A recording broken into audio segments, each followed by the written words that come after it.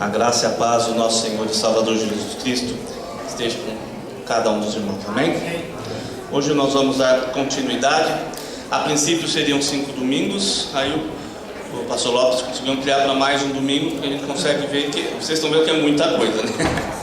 Mas estou procurando passar de um jeito que a gente encontre um caminho, vamos seguindo um caminho que é mais fácil. Nós vimos no último domingo, falamos a respeito da iniquidade, da multiplicação da iniquidade, que é um sinal muito importante que o Senhor Jesus Cristo ele nos fala, Mateus capítulo 24. Vimos também a respeito, dentro disso, dos 4 cavaleiros do Apocalipse. Terminamos com o 4º cavaleiro, que é a morte, a respeito de grandes eventos que aconteceriam no mundo. E dentro do cavaleiro da morte traz também o que? Muitos seriam mortos até por pestes. Nós temos visto, comentamos que a respeito da manifestação desse último cavaleiro já. Lembra que o cavaleiro ele começa aos poucos e começa cada vez a piorar mais. Nós comentamos isso. E com relação ao 4º, nós temos visto no mundo coisas que antes pareciam tão distantes ou difíceis, mas cada vez mais nós temos vendo mais pestes, mais mortes, mais aflições, mais tragédias naturais acontecendo num período curto de tempo. Em 15 anos aconteceram tantas tragédias naturais, mais do tsunami, terremotos que há 100 anos, não sei quanto tempo, não ocorriam em determinados locais. Isso são os sinais que o Senhor está dando para a sua igreja. Nós vimos a respeito do nosso mapa, que a primeira parte de Apocalipse, nós falamos a respeito de Jesus Cristo glorificado, já passamos pelas igrejas, e nós entramos no momento que antecede o arrebatamento, que nós vemos o capítulo 5, e o capítulo 4 e o capítulo 5, nós vemos a liderança celestial, se reunindo, louvando a Deus. No capítulo 5, toda a criação louva ao Senhor. Desses 2 capítulos é até tirado parte de um louvor que todos conhecem, aquele que fala: Santo, Santo, Santo, Deus Todo-Poderoso, que era, é e há de vir. Com a criação eu canto louvores ao Rei dos Reis. És tudo para mim e eu te adorarei. Tiram desse trecho da Bíblia, Apocalipse, da canção do Apocalipse, por isso que chama, canção do Apocalipse. E nós observamos o quê? Que nesse tempo, logo após isso, no capítulo 6, nós vemos agora que foram abertos os selos, E nessa abertura dos selos, diversos eventos começaram a ocorrer. Se já tem como pular para o próximo. Aí. Então nós observamos o que? Passamos pelas 7 igrejas, entramos no capítulo 4 a 11, capítulo 4 e 5 já vimos, no 6 nós vamos finalizar hoje, que está falando a respeito justamente o momento agora, vai ser o momento do arrebatamento. Nós vemos a primeira vinda de Cristo, quando Cristo veio a primeira vez aqui na terra, período da graça, nesse período de um pouco mais de 2000 anos que nós estamos, e agora a finalização desse período, para que a gente entre no período tribulacional.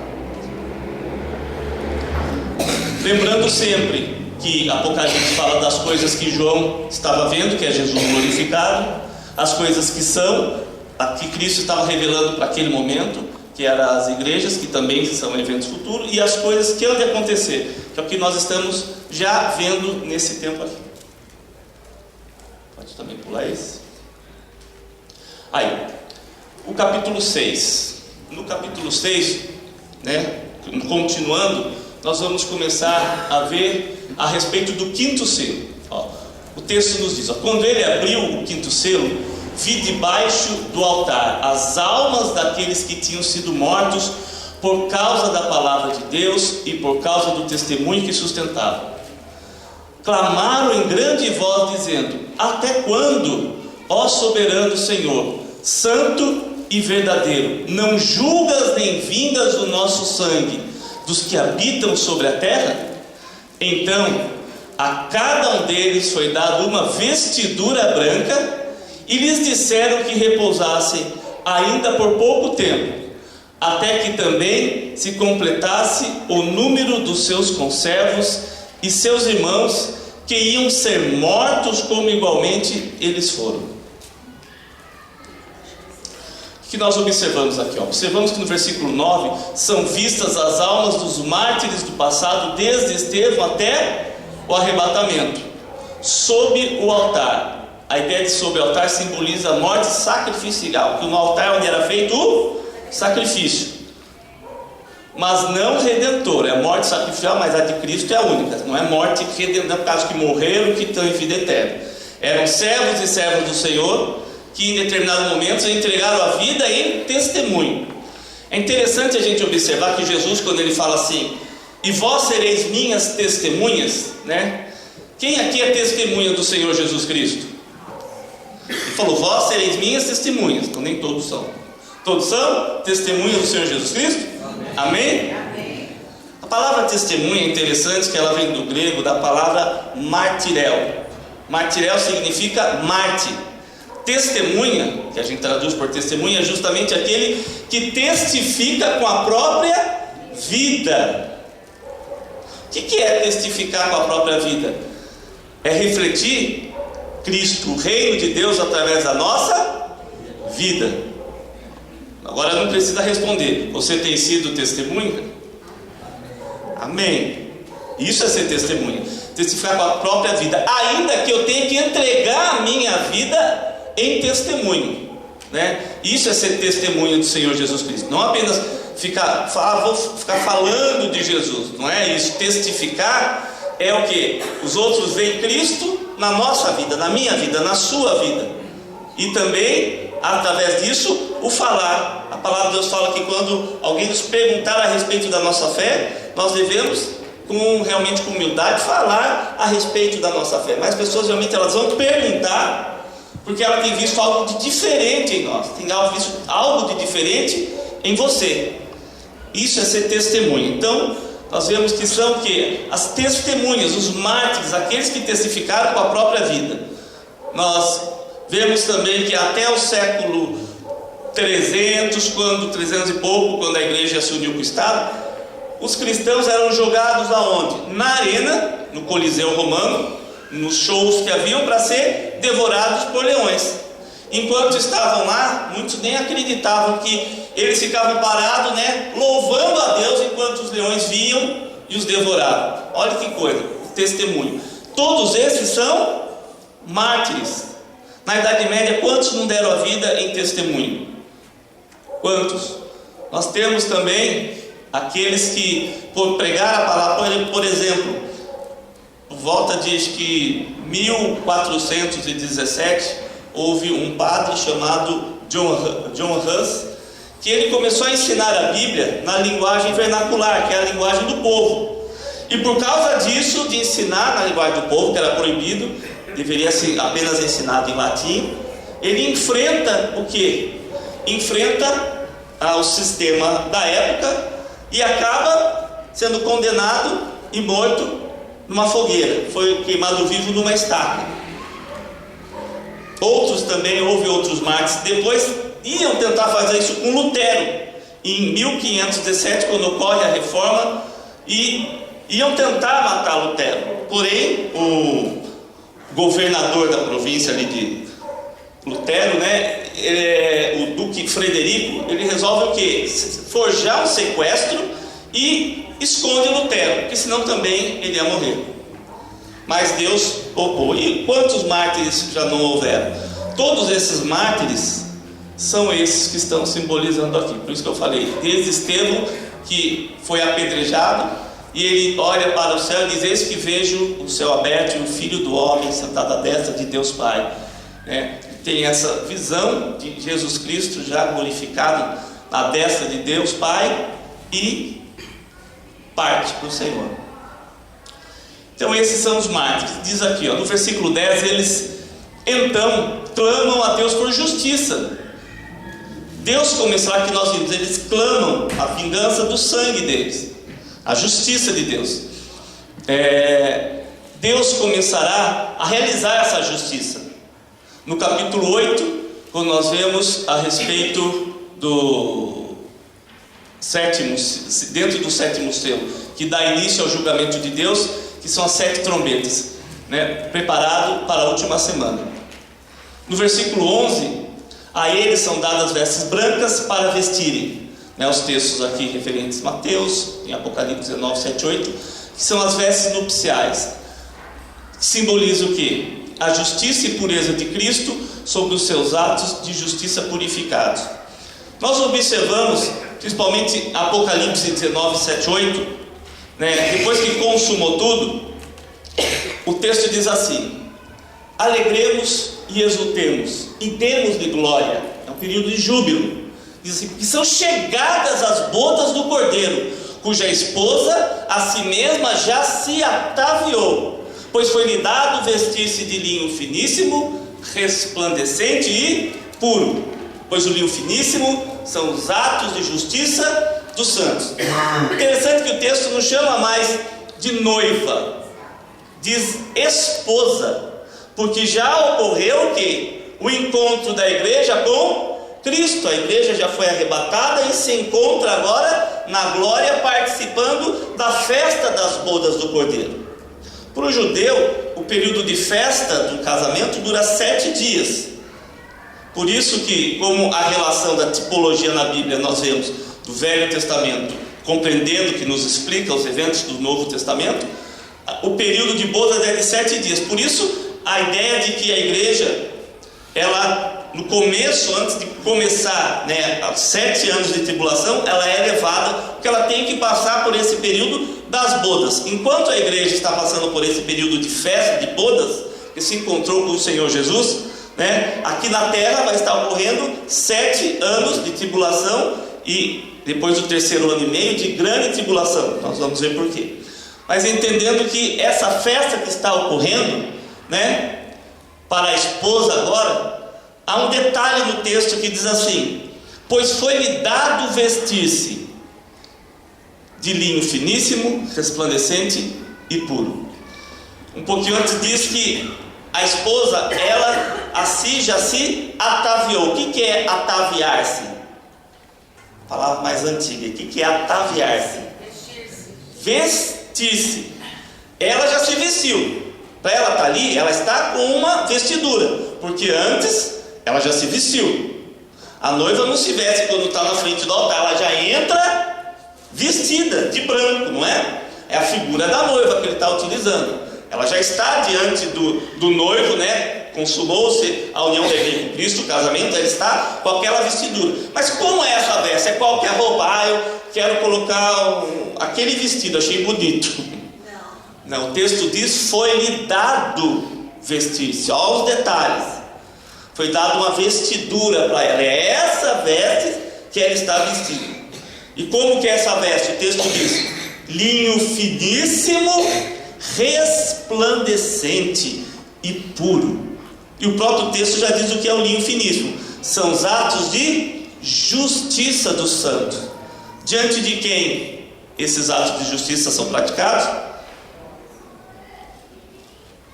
Aqui nessa terra, mas diante de Deus. Aquilo que nós fazemos deve ser o que? A justiça de Deus se manifestando através das nossas vidas.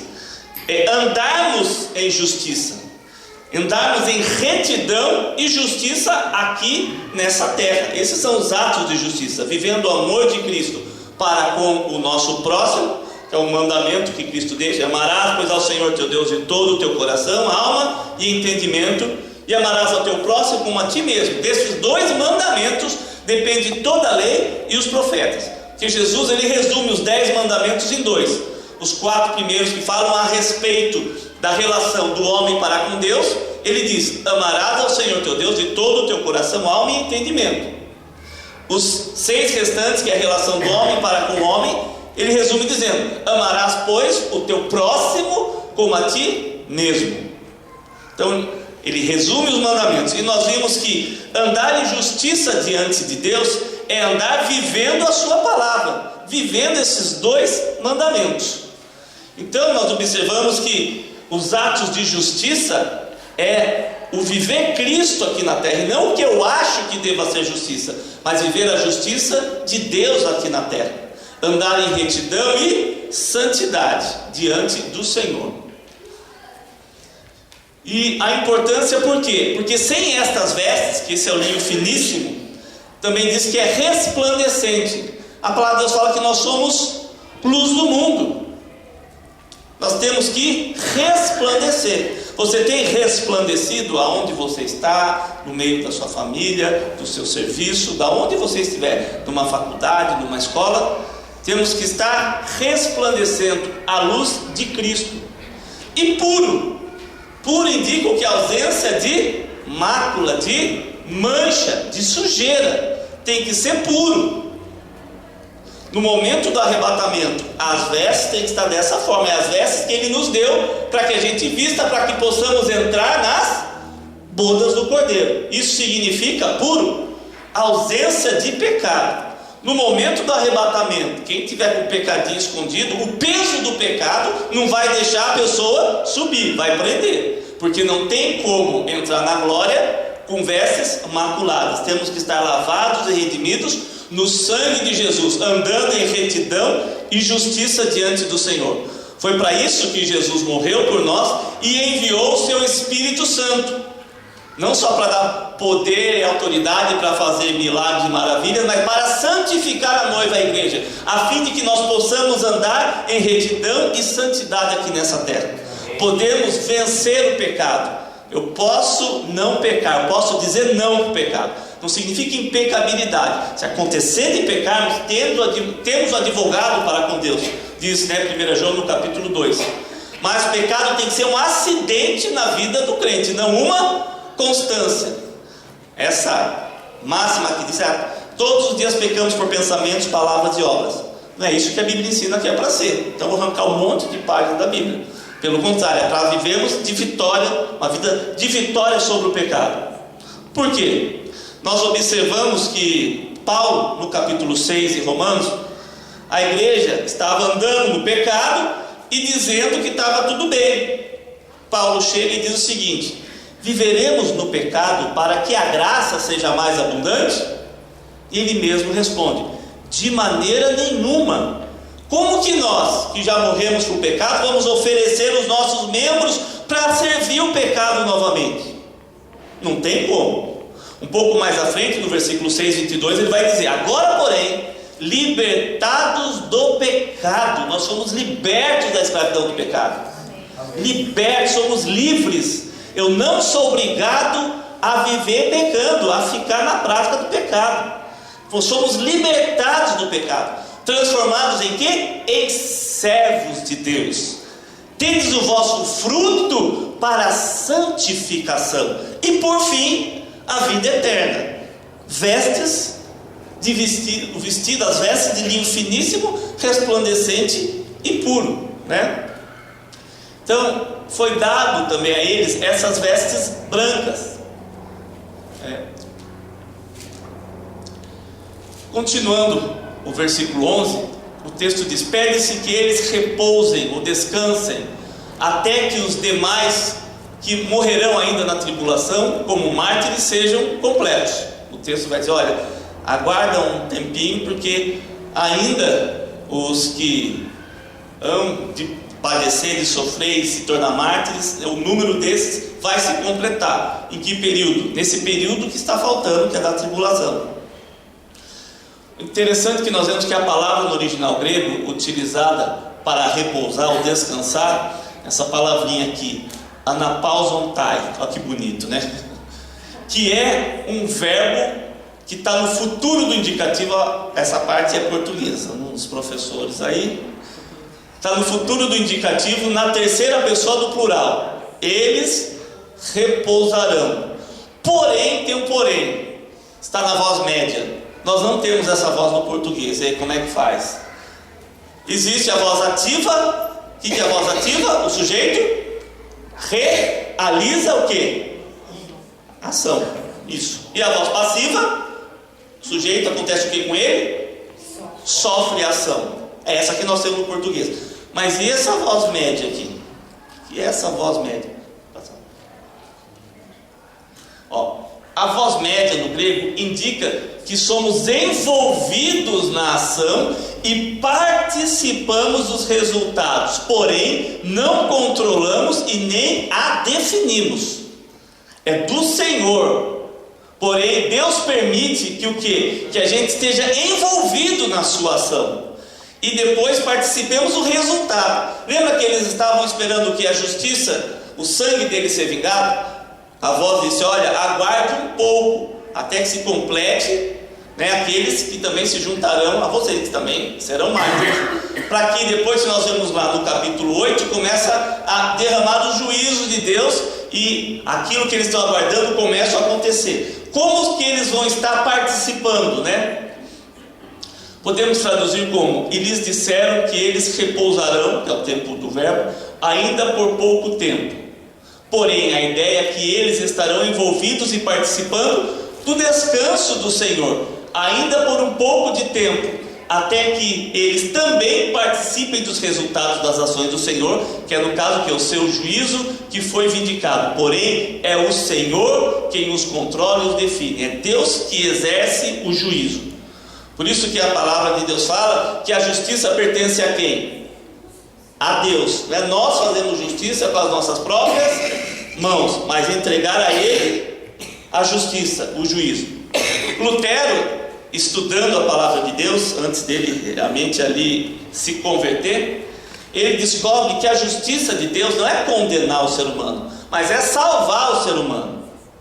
Deus age, né, com os acontecimentos, com o intuito de alertar para que a pessoa se arrependa e se converta.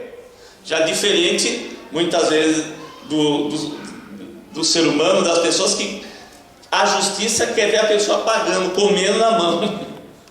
Não é essa a justiça, não é a humana. A de Deus, ela é diferente. Porém, chega um momento que Ele derrama juízo, e é o que nós vemos que justamente está acontecendo em Apocalipse. Estamos vivendo nesse período em que a justiça de Deus tem se manifestado, aonde as pessoas são que, através do Espírito Santo, envolvidas, alertadas, convencidas do pecado, para que se arrependem. Então isso cumpre a justiça de Deus contra o pecado. Mas vai chegar um tempo que aqueles que rejeitam, né, o reino de Deus sofrerão juízo. O arrebatamento da igreja faz parte da doutrina bíblica da iminência. O que é a iminência? É a volta do Senhor, né, a qualquer momento. Desde o princípio, nós vemos que os apóstolos, os discípulos, viviam, né, nessa expectativa da vinda do Senhor, a iminência da vinda. E muito mais hoje, nós observamos, né, tantos sinais, tantas coisas que já aconteceram. Somente você olha Mateus no capítulo 24, Jesus fala a respeito do princípio das dores. Ele diz que vai haver guerras, rumores de guerras, vão haver o que? Terremotos, abalos, etc. Mas ainda não é o fim. Lembrando uma coisa, ele diz assim, que o evangelho do reino será pregado em testemunho a todas as nações. Então virá o fim. Arrebatamento não é fim. Não tem que acontecer tudo para ter o arrebatamento. Arrebatamento é a igreja sendo tomada, porque muitas coisas vão acontecer ainda, não é o fim. E mesmo, né, a ideia do fim da impiedade acontece ao final dos 7 anos, quando ocorre a segunda vinda de Cristo, que Ele vai destruir a besta, o falso profeta. Diz o texto que vão ser lançados vivos no lago que arde com fogo e enxofre, né? Isso aí nós vamos ver mais tarde, mas só para ter essa ideia que todos os ímpios, é interessante que você observa o capítulo 11 também, no capítulo 19, falando quando Jesus Cristo, depois das bodas, nós vimos a respeito das bodas do Cordeiro, essa festa que está ocorrendo. Logo depois você pega versículo, capítulo 19, a partir do 7 você vai lendo, passou o 10, quando chega no 11, vê-se um cavalo branco e o seu cavaleiro que nele está sentado, né, que ele peleja com justiça. Ele descreve Jesus Cristo glorificado, descendo como um general para uma batalha, os anjos vindo com ele. Esta é a segunda vinda, ele vem aqui na terra. Você olha em Atos capítulo 1, quando Jesus sobe assunto ao céu, o anjo diz: olha, que estás olhando? Da mesma forma que vistes ele subir, ele também retornará. É promessa. Isso se cumpre no final dos 7 anos, quando Jesus retorna. Só que ele vai retornar não mais para resolver o problema do pecado. Ele não vai mais vir para morrer de novo. Ele vai vir como juiz agora. Ele vem executar juízo. E o juízo ali é grave. Para quem estiver aqui, para quem tiver rejeitado a Cristo, recebido a marca da besta, né? E aqueles próprios estarão pelejando juntamente com a besta. Você seguindo o texto, você vai observar que ele vem e ele vai destruir a besta, o falso profeta.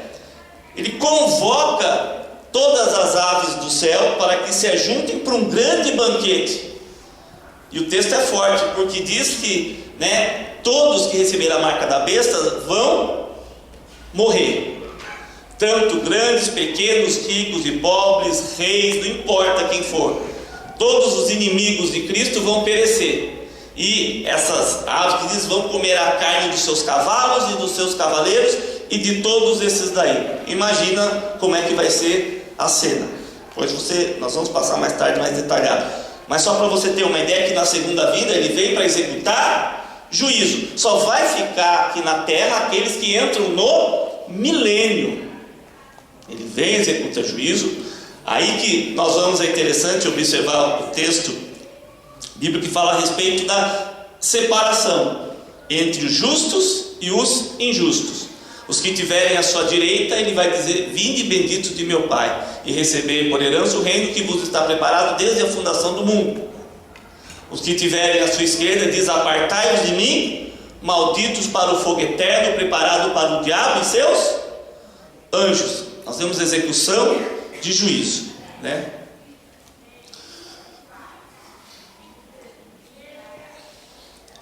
Então, a igreja tem a ordem de viver à luz da vinda iminente do Senhor, para trasladar a sua presença. Nós temos as referências aqui.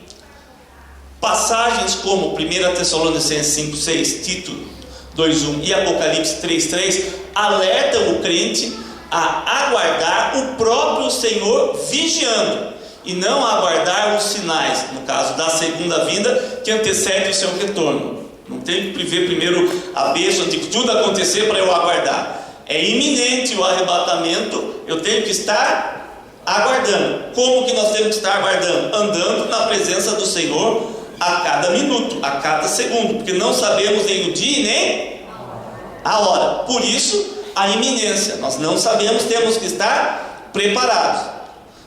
Nós observamos que hoje, como que essa questão é tratada?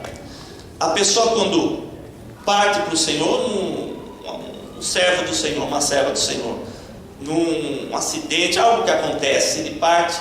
Muitas vezes se lembra que a chave da vida e da morte está na mão de quem? Do inimigo? Não, está na mão do Senhor, porque Jesus Cristo ele já se tornou o Senhor. Nós vamos ver que no livro de Apocalipse, no final, isso é consumado, o senhorinho dele sobre a terra. Ele vem aqui, e quem não pertence a ele, como nós vimos, tem que sair. Mas nós observamos que quando a pessoa muitas vezes está pronta, ocorre um evento, Deus o leva para si. Nós não pertencemos a nós mesmos. A qualquer momento, se Deus quiser levar, eu posso partir, ter um treco, cair duro e partir. Ele conhece o seu servo, sabe se estamos nesse momento pronto, é ele, a vida e a morte é dele. Para alguns nós vemos casos de que muitas vezes uma enfermidade, a pessoa passa por aquele tratamento de Deus e depois o Senhor recolhe. Mas quantas vezes já observei que no momento de o Senhor recolher, a pessoa está preparada, sem pecado, já se reconciliou com quem tinha que se reconciliar, perdoou quem tinha que perdoar. Deus vem tratando, não pode entrar com pecado ninguém, porque senão não vai. Na ressurreição tem que estar também de acordo com os restantes, tem que morrer também em santidade, partir em retidão e santidade. Não é porque morreu quem tem privilégio, é a mesma coisa. A diferença é que, enquanto estamos aqui nesse tempo, tem esse um tempo que Deus nos prepara e nos leva. Agora no arrebatamento vai ter tempo?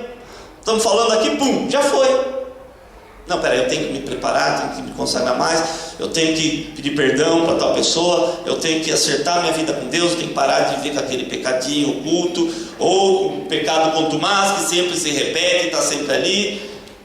Não vai dar tempo. Lembra que peso de pecado não deixa levar, não tem como. Vai ficar para a segunda leva, que é os que vão passar pela grande tribulação, que a Bíblia fala mais à frente, né? Ela vê, capítulo 20 vai dizer a respeito que ele vê a alma dos decapitados que passaram por grande tribulação, mas que não receberam nem a marca da besta, não aceitaram nem o seu nome, né? Não serviram nem a sua imagem, nem se prostraram, e diz, e viveram e reinaram com Cristo durante os 1000 anos. Esses são os da segunda chamada. Muitos talvez não vão morrer, não vão se tornar mártires, mas não vão ter recebido a marca da besta. Esses são os que vão permanecer aqui. Eu vou falar sobre um texto, mas vou deixar para falar mais tarde. Nós vamos falar especificamente da segunda vinda, só para a gente ter uma ideia do contexto aqui.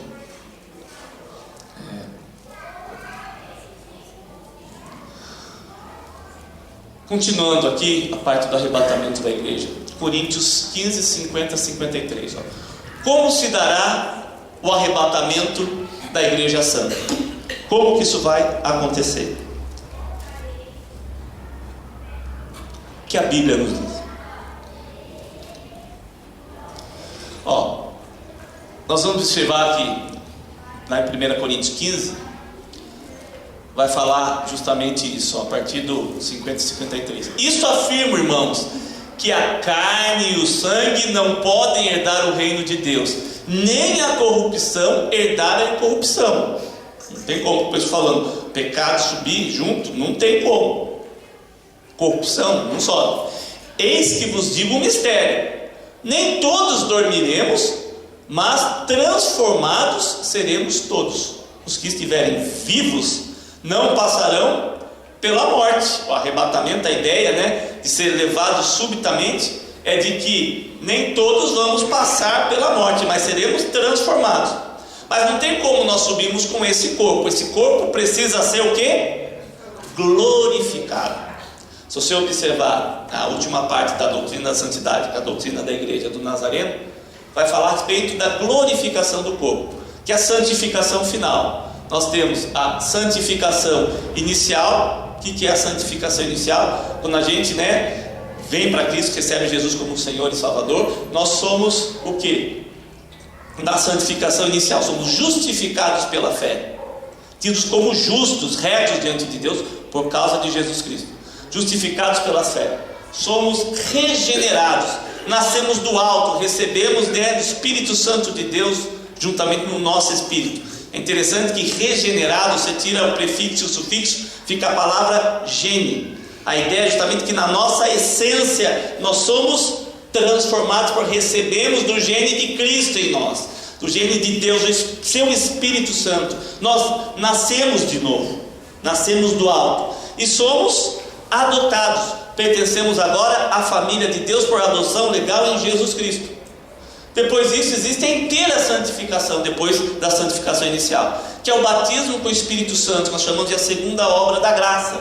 E justamente quando somos cheios do Espírito Santo, aonde o pecado inato, aquela inclinação para o mal que o ser humano nasce, que é constante, porque o coração do homem é perverso, essa inclinação que você vê desde uma criança, desde pequenino, quando começa já a entender as coisas, 2, 3 anos, mas eu quero, me dá, é meu, faz birra e faz malcriação. Começa com 6, 7 anos, você vê já a criança maquinando, mentindo. Essa inclinação que o ser humano nasce, ninguém ensinou. Você ensina seu filho a fazer essas coisas? Eu não ensino, mas você vê na natureza humana caída isto. É necessário o batismo com o Espírito Santo para purificar o pecado inato do coração. Essa rebelião cessa. O nosso desejo agora é o reino de Deus, e não mais há espaço para o reino do mundo no coração. A nossa inclinação é para o reino de Deus. Vamos ser tentados através dos nossos sentidos, na carne, mas temos poder e autoridade para, agora, como nós falamos, vencer o pecado, porque o Espírito Santo agora ele habita em nós, ele reina, o Senhor Jesus reina em nós. E a última, depois, nós vemos depois da inteira santificação, a santificação contínua, que é continuar andando na luz, como Cristo na luz está, refletindo Cristo na nossa vida. Lembrando que batismo com o Espírito Santo não significa maturidade espiritual, é um impulso inicial para que a gente cresça na graça e no conhecimento, mas tenha poder de Deus para vencer o pecado e sermos eficientes na evangelização. Continuando andando na luz, ao final disso existe a glorificação final, que é justamente o que nós estamos vendo, que é a glorificação do corpo agora. Vamos ter um corpo ressurreto como o de Cristo. Por isso que Paulo está dizendo que carne e sangue não pode herdar o reino de Deus, porque esse corpo é corrompido. O pecado encontrou terreno na carne para enfincar a sua unha, para a sua garra e prender, aprisionar. Mas seremos libertos de uma vez por todas, deste corpo corruptível, e herdaremos um corpo incorruptível. Vamos herdar a incorrupção. Num momento, num abrir e fechar de olhos. Isso que eu falei, arrebatamento já foi. Num abrir e fechar de olhos, ao ressoar da última trombeta, a trombeta soará, os mortos ressuscitarão incorruptíveis, e nós seremos transformados. Que coisa gloriosa! Nós vamos ser transformados. Só que primeiro, nós vamos dizendo que os mortos ressuscitarão primeiro, porque é necessário que esse corpo corruptível se revista da incorruptibilidade, e que o corpo mortal se revista da imortalidade. Como se dará o arrebatamento da Igreja Santa? Continuando, ele diz aqui: não queremos, porém, irmãos, que sejais ignorantes.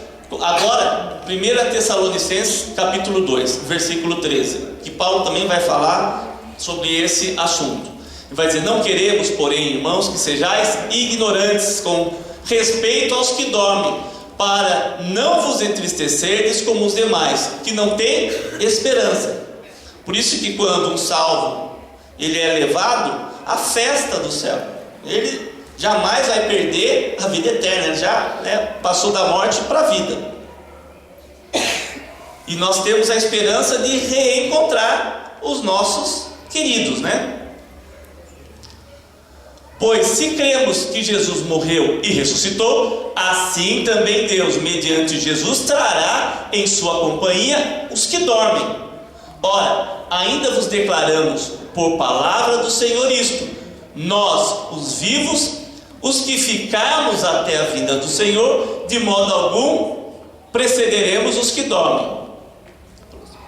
Nós vemos que às vezes é usado também a palavra vinda do Senhor para o arrebatamento.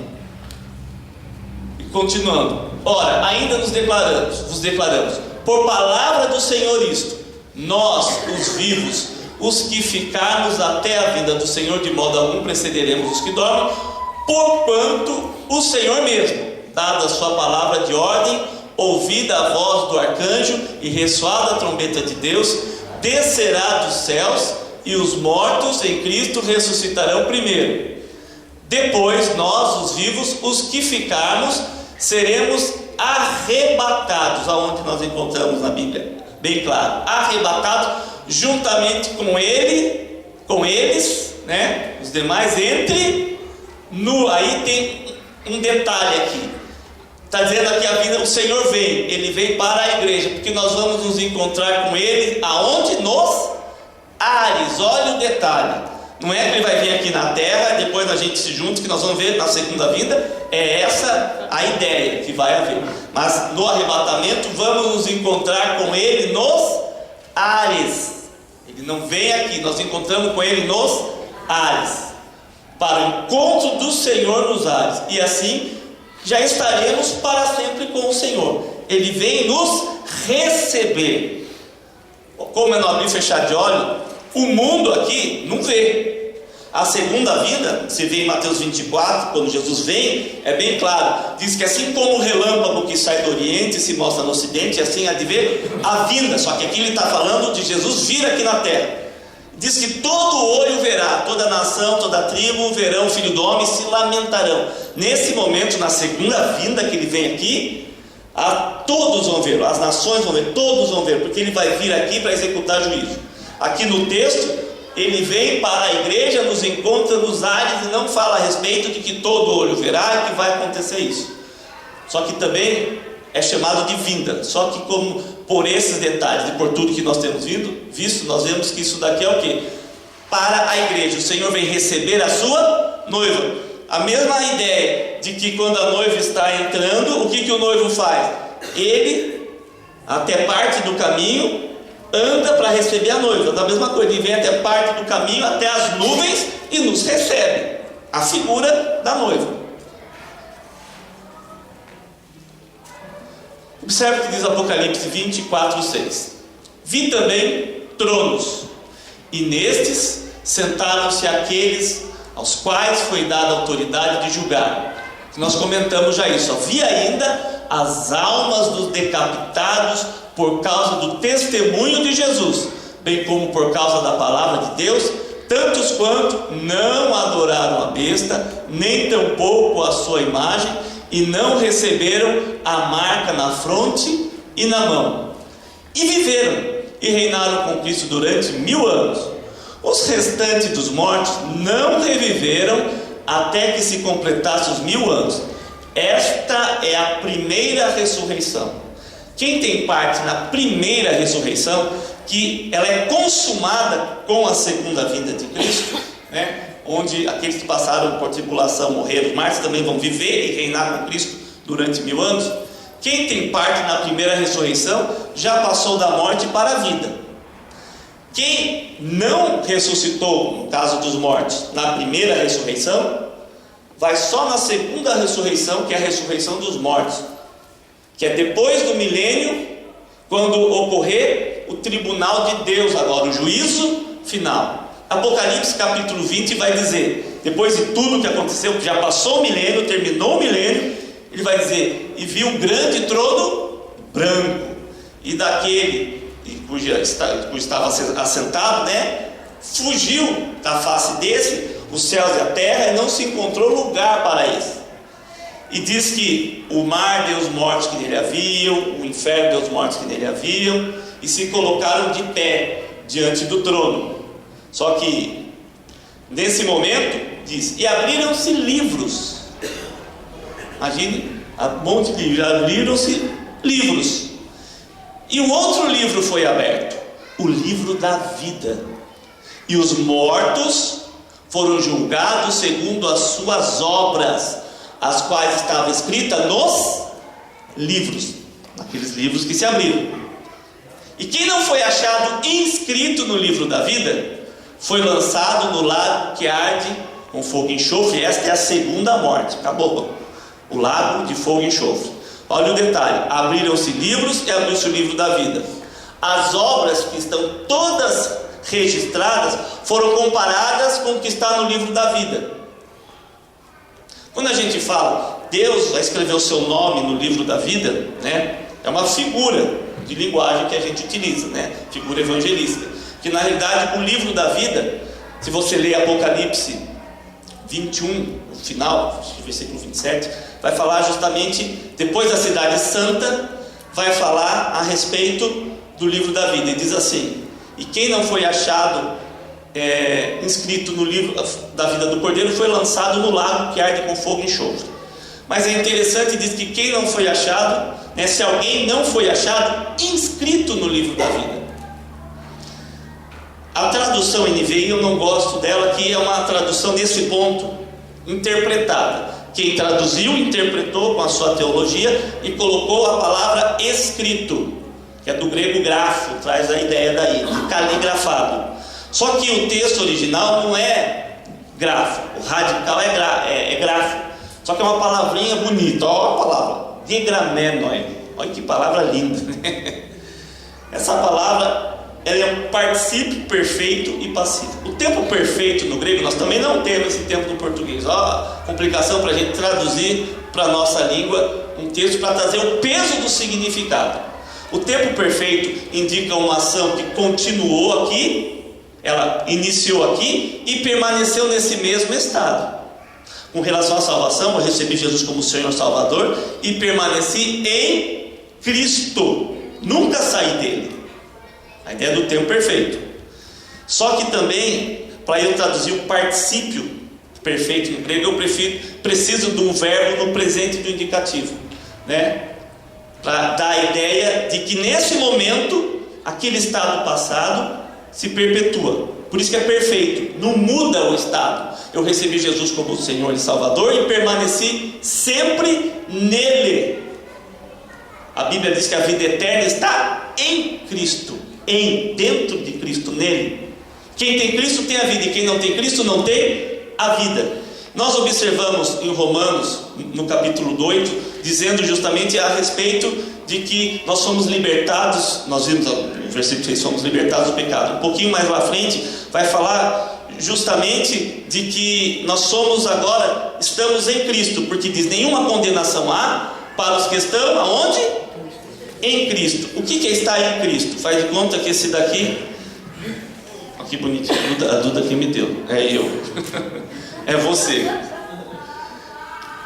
A palavra de Deus é Cristo, e o é, porque Ele é a palavra. Está em Cristo, está atrás de Cristo, está do lado, nem na frente, é estar em, colocar aqui no em. Você está vendo eu e você? Você está se vendo? Quem que você está vendo? Para estes, nenhuma condenação há. Deus não brinca, isso é Bíblia.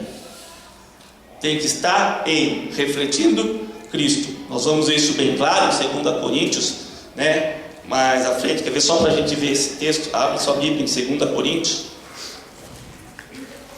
Nós estamos falando a respeito do arrebatamento. Isso é importante para o arrebatamento. 2 Coríntios 3, 18.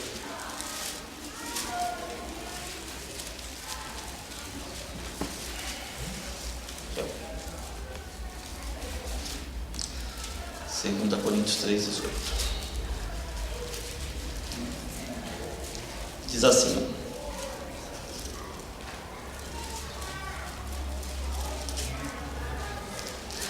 diz: e todos nós, com o rosto desvendado, contemplando como por espelho a glória do Senhor, somos transformados de glória em glória, na sua própria, o quê?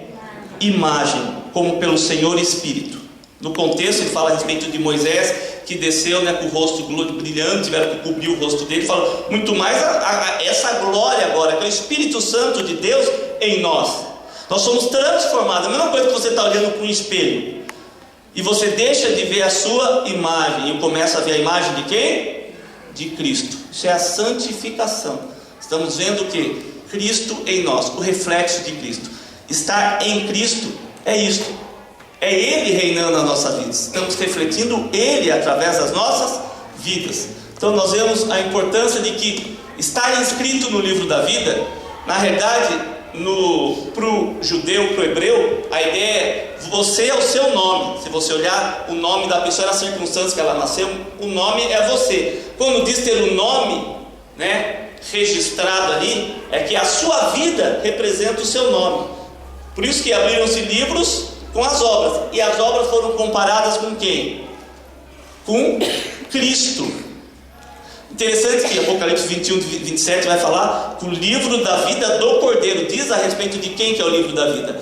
O livro da vida, por exemplo, o livro da vida da Flávia contém o que? A biografia e a vida da Flávia. O seu livro da vida contém a sua biografia. E o livro da vida do Cordeiro contém o que? A vida do Cordeiro. Eu tenho que estar inscrito. Aí eu gosto da Almeida, porque ela traz o que? A palavra melhor que se traduz para a nossa língua: inscrito. A ideia de inscrição é estar registrado, matriculado, e quando isso ocorre, eu estou de acordo com o local e com aquilo que eu assinei, as regras da inscrição. Eu tenho uma inscrição, é porque eu observei aquelas regras e disse, ok, então estou de acordo com o que está no livro da vida, eu estou de acordo com a vida de Cristo. Vão ser comparadas as suas obras com Cristo. Refletiu Cristo? Participou? Realizou as obras? Não, lago de fogo e enxofre. É o que essa ideia de estar inscrito, não simplesmente um nominho marcado. Essa é a ideia teológica de temos o nosso nome que representa eu e você, que é a nossa vida, tudo o que fazemos, de acordo com o livro da vida do Cordeiro. Por isso que o cristão não passa por juízo, porque nós estamos em Cristo. E quem está em Cristo, para esse nenhuma condenação. A Bíblia é toda ligada, ela não se contradiz em nada. Por isso que a noiva, ela já está em Cristo, refletindo Cristo, com as suas vestes brancas, linho finíssimo, resplandecente e puro. Estando em Cristo, já tem o seu nome automaticamente inscrito no livro da vida do Cordeiro, porque a história do Cordeiro continua sendo contada através da minha vida e da sua vida. É a vida dele em nós sendo refletida. Ele vai dizer aqui: bem-aventurado e santo é aquele que tem parte na primeira ressurreição. Sobre esses, a segunda morte não tem autoridade. Pelo contrário, serão sacerdotes de Deus e de Cristo e reinarão com ele 1000 anos. Então quem tem parte na primeira ressurreição, vai ser sacerdote de Deus e de Cristo e vamos reinar com ele 1000 anos. Se quando em Apocalipse 25 diz, esta é a primeira ressurreição, significa que somente haverá a ressurreição no final da grande tribulação. Se eu olhar só para esse texto, por isso que nós temos que olhar para a Bíblia toda. Lembre-se das regrinhas lá de hermenêutica. Texto fora de contexto é pretexto. Textos mais claros sobressaem sobre textos mais obscuros. E principalmente, Deus não se contradiz. Quando nós observamos, eu não posso simplesmente pegar esse texto e criar uma doutrina em cima dele e falar com base só nisso. Eu tenho que olhar, a Bíblia interpreta a Bíblia, o que a Bíblia fala a respeito disso, porque nada pode entrar em contradição. Então, se eu interpreto, quando ele fala esta primeira ressurreição, que é só no final, na segunda vinda de Cristo, quando os mortos da tribulação ressuscitarão e reinarão com Cristo durante 1000 anos, se eu interpretar que aquela só é a primeira ressurreição, eu arranjo um baita de um problema na Bíblia. Por quê? Se aquela é a primeira ressurreição, olha o que ocorre aqui. Significa que se somente a ressurreição for no final da grande tribulação, então temos um problema com os textos de Mateus 27, 52 e 53. Pois é afirmado nesses textos que já houve uma ressurreição, tanto de Cristo como dos santos. Quando o Senhor ressuscitou ao terceiro dia, no domingo, ocorreu a ressurreição. Primeiro ele ressuscita e depois olha o que o texto nos diz. Mateus 27, 51. Eis que o véu do santuário se rasgou em 2 partes, de alto a baixo. Tremeu a terra, fenderam-se as rochas. Depois abriram-se o que? Os sepulcros. Olha aqui, abriram-se e muitos corpos de santos que dormiam o que?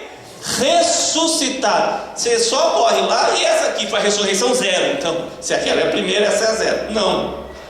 A ressurreição começa com Cristo e finaliza com Cristo, no final de todo o período da igreja, no final da tribulação. Esse período onde ele vai vir aqui tomar posse do reino. E saindo dos sepulcros, depois da ressurreição de Jesus, entraram na cidade santa e apareceram a muitos, o texto diz. Então tem que arrancar esse texto da Bíblia. Por isso que o pós-tribulacionismo vai afirmar que a primeira ressurreição já está indicando que Jesus, no final dos 7 anos, Jesus ele vem e a igreja é arrebatada, então só no final dos 7 anos. Isso que o pós-tribulacionismo diz. Por isso que não tem como fechar com o pós-tribulacionismo, porque eu tenho um problema aqui. A Bíblia não se contradiz. Então, na realidade, não é a Bíblia que está errada, é essa interpretação que está errada. Tem que manter a harmonia, a lógica da própria palavra de Deus, porque Deus não se contradiz. Então nós vemos que a ressurreição, ela já começou aqui. Vamos ver o que é essa ressurreição. Como Deus não se contradiz, a interpretação de que a primeira ressurreição ocorrerá somente e exclusivamente no final da grande tribulação não pode estar correta. Verificamos assim que a Bíblia concorda que a ressurreição segue o modelo da colheita definido em Levítico 23, 10 e 12. Olha como a Bíblia é toda relacionada. É a mente de Deus, a revelação de Deus. Diz assim Levítico 23 a partir do 10: Fala aos filhos de Israel e diz-lhes: quando entrares na terra que vos dou e cegardes a sua messe, então trareis o molho das primícias da vossa messe, aos sacerdotes. A ideia de que na época, quando fosse começar a colheita, antes colhia-se um molho, movia-se um molho, geralmente de cevada, e levava-se até, no caso, o sacerdote para apresentar como primícia. Este moverá um molho perante o Senhor, para que sejais aceitos. No dia imediato ao sábado, que dia que é depois do sábado? Domingo, dia do Senhor, quando Jesus ressuscita. No dia, olha que interessante, no dia seguinte ao sábado, que é no domingo, mesmo dia que o Senhor ressuscita, se apresentando como primícia a eles e também os que Ele ressuscita também.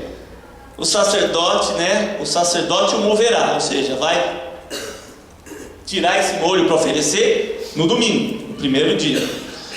No dia em que moverdes o molho, oferecereis um cordeiro sem defeito de 1 ano em holocausto ao Senhor. A colheita estava dividida em 3 partes, e todas as partes fazem parte da colheita do período. Que teve uma colheitinha aqui, depois teve outra, não, tudo pertence à colheita, é uma colheita só que ela tem o início, meio e fim, a colheita. Primeiramente era movido um molho das primícias e oferecido como oferta ao Senhor no momento do início da colheita, como primícia. Quando ele diz aqui no 22: quando cegardes a messe da vossa terra, não buscareis os cantos do vosso campo, nem colhereis as espigas caídas da vossa cega, para que o pobre e para o estrangeiro as deixareis. Eu sou o Senhor vosso Deus. Quando houvesse então a grande colheita, primeiro moveu-se o molho e ofereceu-se ao Senhor como primícia. Que Jesus ressuscita, e a Bíblia diz que Ele próprio é a primícia, o primogênito dentre os mortos. Ele se oferece como primícia, e aqueles santos já que ressuscitam, como nós vimos em Mateus. Depois disso tem a grande colheita, que é a colheita principal. Mas conforme estava tendo a colheita principal, vai ficar para trás. Conforme se a pessoa fosse colher e caísse no chão que ela estava colhendo, ela não podia pegar de volta. Era provisão de Deus para os necessitados. Esses que viriam depois e iriam colhendo aquilo que tinha caído para eles. Nós vemos então que tem a grande colheita, e até interessante que o pastor Jorge do Vale chama isso de os rabiscos, aquele resto que sobra ali, eles estariam pegando para concluir a colheita. Então nós vemos 3 momentos, é uma só colheita, que tem um começo, um meio e um fim. Essa oferta é representada por Jesus e as primícias. A primeira oferta, as primícias. Mateus 27, nós vemos 52 e 53. Depois ocorrerá a grande colheita, que será representada pelo arrebatamento da igreja, conforme estamos estudando agora. Quando cegardes a messe da vossa terra, aqui é a colheita principal. Depois da colheita principal, por último ocorrerá a colheita final, representada pelos restos da colheita principal, que cairá pelo chão, porém os necessitados, as pegados, para sustento, pois era provisão do Senhor para eles. Quando cegardes o texto, a messe da vossa terra, não rebuscareis os cantos, que nós já vimos, a respeito, falando justamente do que os necessitados estariam colhendo. Também Paulo menciona esta ordem em 1 Coríntios 15, 23. Ele diz o seguinte, 15, 23, a respeito da ressurreição. Ele fala: primeiro Cristo, as primícias, depois os que são de Cristo na sua vinda. Dessa forma podemos concluir que a colheita que representa a ressurreição dos santos mortos, os salvos, começou a ocorrer primeiro com a ressurreição de Cristo, e as primícias. Depois, segundo, com a grande ressurreição dos mortos no momento do arrebatamento, que nesse momento primeiro Paulo vai dizer que os mortos ressuscitam e nós seremos depois transladados. levados, arrebatados, e nos encontraremos com eles, o texto diz, com o Senhor nos ares, e viveremos com Ele para sempre, estaremos com Ele para sempre. Depois, no final da tribulação, com a ressurreição dos mártires, né, vai haver o que? Também essa ressurreição. Tudo isso, aí nós entendemos, ele fala, esta é a primeira ressurreição. Terminou aqui a primeira ressurreição dos santos, dos salvos, que tem começo lá com Cristo e vai terminar depois, tem arrebatamento e depois com os mártires. Quem será arrebatado? Apocalipse 19, 7, 8 nos dá a resposta em conjunto com as parábolas de Mateus 22, 11, 12, fala a respeito das bodas, Mateus 25, das 10 virgens, e também 2 Coríntios 5, 9. A igreja santa, a noiva do Senhor, representada pela igreja que nós já vimos, a igreja de Filadélfia, que é a igreja com qual Cristo não tem nada contra, só tem a favor, que é a igreja que já está nesse tempo, juntamente com a de Laodiceia, que é a igreja mundana. Quando eu falo igreja, não estou falando só de quatro paredes, é uma denominação. A igreja somos nós. Quem pertence à igreja de Filadélfia é os crentes salvo, salvo, como diz o pastor Aguiar. Salvo, salvo de verdade, não é salvo meia boca. Quem está em Cristo, quem anda em Cristo, quem vive Cristo. E a outra, que é a igreja que também, as pessoas que estão na igreja, mas são o que? O joio, estão brincando de ser crentes. Vivem, não o senhorio de Cristo, mas querem ser o seu próprio Senhor e só receber das bênçãos de Deus, mas não querem compromisso com o Senhor, que agora é chamada de esposa, como nós já vimos em Apocalipse 19 lá, a partir do 7, e não mais de noiva, pois já está com o Senhor, estará participando das bodas do Cordeiro no período de 7 anos, justamente o tempo de 7 dias da festa do casamento para o hebreu, para o judeu, e recebendo os galardões pelo tribunal de Cristo. 2 Coríntios 5,10 vai falar justamente a respeito de que todos nós, como é sério, nós não entramos em juízo, mas todos nós estaremos diante o que? O tribunal de Cristo, para recebermos o que tivermos feito por meio do corpo, ou bem ou mal. Nós vamos receber o galardão, temos que passar pelo tribunal de Cristo. Ninguém vai escapar do tribunal de Cristo. Estou salvo, vou ver de qualquer jeito que estou salvo. Que Deus tem colocado como talento na sua mão para você fazer? Você tem feito prosperar o seu talento? Ou você vai enterrar o talento e depois chegar, Senhor, eu enterrei o talento. Todos nós vamos passar perante o tribunal de Cristo. Portanto, vamos agora, enquanto é tempo, viver o senhorio dele e fazer a sua vontade. Qual é a vontade dele para a sua vida? Qual que é o seu chamado? Para que Cristo te chamou? E o que você está esperando para cumprir o chamado dele na sua vida? Então, é uma responsabilidade individual e ninguém vai escapar do tribunal de Cristo. O próximo. Quem ficará? Então nós vimos que quem vai, no caso, subir no arrebatamento, são somente a igreja santa, sem mácula, sem ruga, sem mancha, aqueles que estão em Cristo. E quem ficará para os 7 anos de tribulação? Mateus 13, 34, eu errei aqui, 30, deve ser outro número. Nos dá essa resposta com o conceito da parábola do joio, pois ela trata tanto dos que ficaram no arrebatamento, quanto dos que falharam também na segunda vinda de Cristo, ao final dos 7 anos, que é o joio, que tem tanto dentro da igreja. A noiva sobe, a igreja apóstola, representada pelos cristãos que estão brincando de ser crente, ficam, Vê a consequência nos textos que falam sobre a vigilância, como Apocalipse 3,3, que você vai ver falando que se não vigiardes, virei como ladrão. Na Salmos 1, você vai ver que ele é dividido em 3 partes do Salmo 1, que faz justamente referência ao quê? Ao caminho da vida, depois ao caminho da morte, e no final, a divisão final dos 2 caminhos. Não tem como misturar de novo. Primeiro ele vai falar que é bem-aventurado, aquele que anda na presença do Senhor, que não anda, que anda na presença do Senhor, aquela pessoa que verdadeiramente está constantemente tendo prazer na lei do Senhor, vivendo a palavra de Deus.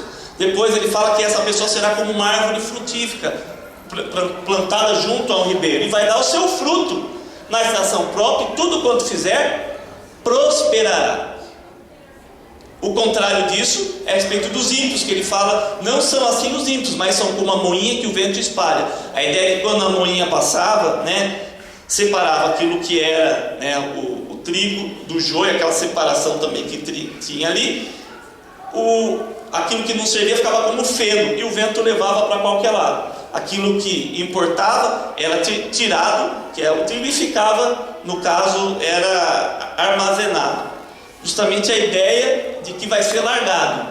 E depois a separação final, que nos mostra o caminho da vida, o caminho da morte e a separação dos dois caminhos. Terminamos o assunto a respeito do arrebatamento. Para finalizarmos aqui a parte dos selos, nós vemos que o 6º selo vai falar a respeito das catástrofes. Logo após o arrebatamento, começam um período de tribulação na terra, e depois de grande tribulação.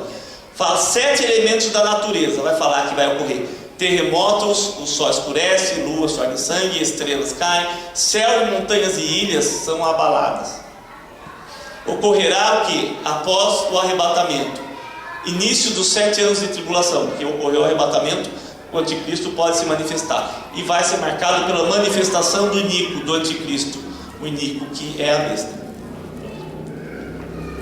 O 7º selo fala a respeito de nova etapa de juízo divino, vindo com o soar da primeira trombeta, das 7 trombetas de juízo que serão tocadas sobre a terra. Não devemos confundir essas trombetas com a trombeta de Deus, que é tocada no arrebatamento. Porque justamente a trombeta que Paulo vai falar, a trombeta soará, essa é a trombeta de Deus, toca para que nós possamos encontrar com Ele. Essas são a trombeta, no caso, que os anjos estão tocando, anunciando juízo. São coisas diferentes.